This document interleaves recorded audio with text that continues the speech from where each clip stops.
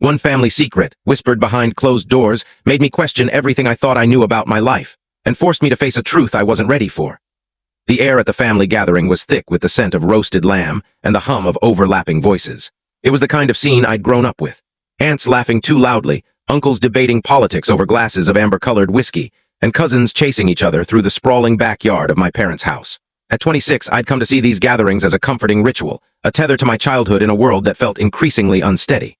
My family wasn't perfect. There were arguments, grudges, the occasional slammed door, but I'd always believed we were close. That belief, fragile as it was, shattered last Saturday under the weight of a conversation I was never meant to hear.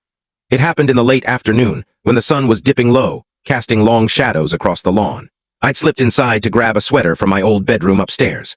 The house was quieter than usual, most of the noise confined to the backyard where the barbecue was in full swing. As I passed the kitchen, I heard voices, low, urgent, not meant for anyone else. My mother's voice, sharp with an edge I rarely heard, stopped me cold. "You can't keep pretending it doesn't matter, David," she said. "She's not a child anymore. What if she finds out?" My father's voice, gruffer, carried a weariness I didn't recognize. "She won't. We've been careful. Nobody else knows." I froze, my hand on the banister, my heart thudding so loudly I was sure they'd hear it. They were talking about me. I didn't know how I knew, but I did. The air felt heavier, like it was pressing down on my chest. I should have walked away, gone back to the laughter outside, but my feet wouldn't move. I leaned closer, the floorboard creaking faintly under my weight. "Careful," my mother hissed. "You think this stays buried forever? What about the letter? What if she—" "Enough, Sarah," my father cut her off.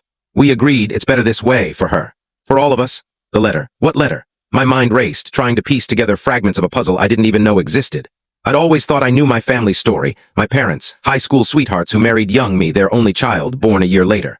We weren't rich, but we were happy, or so I thought. The fights, the silences, the occasional distance in my mother's eyes, I'd chalked it all up to normal family friction.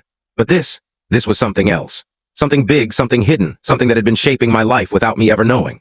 I don't know how long I stood there, my breath shallow, my thoughts spiraling.